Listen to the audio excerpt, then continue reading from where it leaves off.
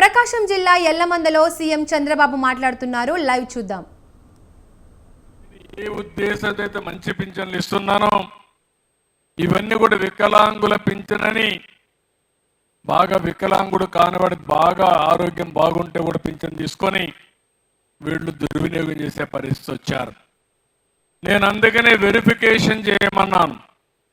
నేను ఇచ్చే ప్రతి ఒక్క రూపాయి పేదవాడికి జరగాలి, పేదవాడి జీవితంలో వెలుగు రావాలి. దళారులు కానీ మధ్యవర్తులు కానీ డబ్బులుండే వాళ్ళకి కానీ ఇది రాకూడదనే ఉద్దేశంతోనే ఈ వికలాంగులందరి దివ్యాంగులందరివి వెరిఫికేషన్ చేయమన్నాం. ఆ వెరిఫికేషన్ చేస్తే వాస్తవాలు వస్తాయి. ఎవరైతే అర్హులుంటారో వారికి ఎంతైనా ఖర్చు పెట్టడానికి నేను సిద్ధంగా ఉన్నాను. అర్హులు కాని వాళ్ళు మాత్రం ఒకటే చెప్తున్నా, హెచ్చరిస్తున్నా, మీరు దుర్వినియోగం చేస్తే మిమ్మల్ని వదిలిపెట్టను, మిమ్మల్ని రికమెండ్ చేసిన కూడా వదిలిపెట్టనని చెప్పి కూడా హెచ్చరిస్తున్నానని చెప్పి కూడా నేను మీకు తెలియజేస్తున్నా. ఇక్కడ మనం 4,000 ఇస్తున్నాం, 2,500. ఇంకో పక్కన తెలంగాణలో కూడా 2,016, కేరళలో 1,600, అన్ని రాష్ట్రాల్లో కూడా మీరు చూస్తే కర్ణాటకలో 600. మీరు అంటున్నారు ఇప్పుడు ఏదో వాగుతా ఉంటారు సూపర్ 6 ఏమైందని. Super 6 super hit. అదే నా పెన్షన్ స్కీమ్. 33,000 కోట్లు ఇస్తున్నా. విమర్శించే వాళ్ళందరికీ 4,000 రూపాయలు పింఛనిచ్చే రాష్ట్రం ఏదైనా ఉందంటే సమాధానం చెప్పమని అడుగుతున్నా. దానికి చిరునామా ఒక్క ఆంధ్రప్రదేశే. 27 రాష్ట్రాలు ఉన్నాయి, 8 యూనియన్ టెరిటరీస్ ఉన్నాయి. ఎక్కడ కూడా దీనికి దగ్గర కూడా ఎవరు లేని పరిస్థితి.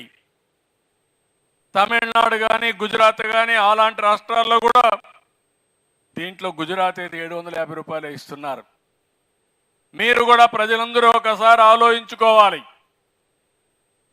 తెలుగుదేశం ప్రభుత్వం ఏ విధంగా పేదల సేవలో పేదల కోసం పనిచేస్తుందో మీరు గుర్తుపెట్టుకోవాల్సిన అవసరం ఉంది.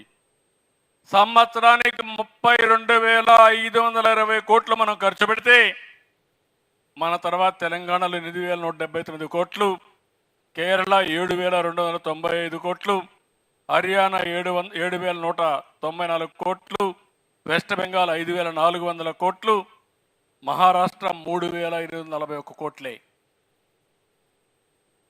ఎందుకు నేను ఈ విషయం మీకు చెప్తున్నానంటే ప్రభుత్వం అనేది పేదలకు అండగా ఉండడానికి.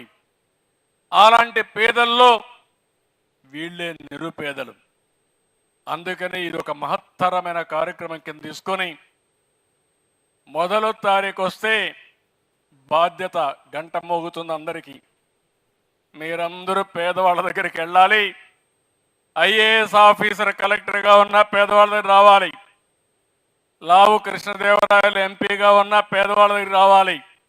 ఎమ్మెల్యే రావాలి, మంత్రి రావాలి. అందరూ కూడా వస్తే వాళ్ళ వాస్తవ పరిస్థితులు అర్థమవుతాయి. వాళ్ళని దృష్టిలో పెట్టుకొని పనిచేయాలనే ఉద్దేశంతోనే ఈ కార్యక్రమానికి శ్రీకారం చుట్టాను. నేను మీ అందరికీ ఒకటే హామీ ఇస్తున్నాను, జీరో పావర్టీ, పేదరికం లేని సమాజం. ఇది నా ఒక్కడే బాధ్యత కాదు. ఈ ఊర్లో మీరున్నారు, కొంతమంది భగవంతుడు కరుణించాడు, డబ్బులు సంపాదించారు. కొంతమంది భగవంతుడు కరుణించలేదు, పేదరికంలో ఉన్నారు. ఆ పేదరికంలో ఉండే వాళ్ళని మనతో సమానంగా మనుషులుగా తయారు చేయడం, జీవన ప్రమాణాలు పెంచడం మన బాధ్యత. అందుకే నేను కొత్తగా ఓ ప్రోగ్రాం తీసుకొచ్చాను, P4 అని. ఈరోజు మీరు చూస్తే భారతదేశంలో సంపద వచ్చింది. సంపద రావడానికి ఆర్థిక సంస్కరణలు కారణం. ఆ ఆర్థిక సంస్కరణలో భాగంగా PPP మోడల్ అంటే పబ్లిక్ ప్రైవేట్ పార్ట్నర్షిప్. అంటే గవర్నమెంట్ ప్రైవేటు వ్యక్తుల మధ్య అవగాహన చేసుకుని తద్వారా రోడ్లు వేయడం, దాంట్లో వచ్చే ఆదాయాన్ని అప్పులు కట్టి మెరుగైన రోడ్డు వ్యవస్థ ఏర్పాటు చేయడం, కరెంటు విషయాల్లో వచ్చాయి, స్కూల్స్ కాలేజీలు వచ్చాయి, లేకపోతే టెలికమ్యూనికేషన్ సెక్టర్లో వచ్చాయి, పోర్ట్లో వచ్చాయి. దీనివల్ల సంపద సృష్టించబడింది, పేదవాడి పైన భారం తగ్గించబడింది. ఇప్పుడు ఒక రోడ్డు ఉంది, కారు ఉండే వాళ్ళు డబ్బులు కడతారు తప్ప ట్రాక్టర్ వేసుకొని పోతే డబ్బులు కట్టక్కర్లా, ఆటోకి కట్టక్కర్లా, స్కూటర్కి కట్టే పనిలో నడిచిపోతే కట్టాల్సిన పని లేదు. ఇలాంటి వ్యవస్థల్లో మార్పులు వచ్చాయి. ఆ వ్యవస్థల్లో మార్పుల వల్ల సంపద వచ్చింది, ఆదాయం పెరిగింది. ఆ ఆదాయాన్ని మళ్ళా పేదవాళ్లకు పింఛన్లు ఇవ్వడానికి, పేదరిక నిర్మూలనకు ఉపయోగించే పరిస్థితి వచ్చింది. ఇప్పుడు నేను ఆలోచించే స్కీము, డబ్బులుండే ప్రతి ఒక్కరు కూడా డబ్బులు లేని వాళ్ళకి సహాయం చేసే కార్యక్రమం. ఒకప్పుడు జన్మభూమి పెట్టా, ఇప్పుడు P4 పెట్టా. నేను ఒకటే ఆలోచిస్తున్నా, ప్రభుత్వం ఎంత డబ్బులు సంపాదిస్తే అంత డబ్బులు పేదవాళ్ళని పైకి తీసుకురావడానికి ఖర్చు పెడతాం. ఇప్పుడు ఆ అమ్మాయిని చూశారు, ఒక ముస్లిం మహిళ.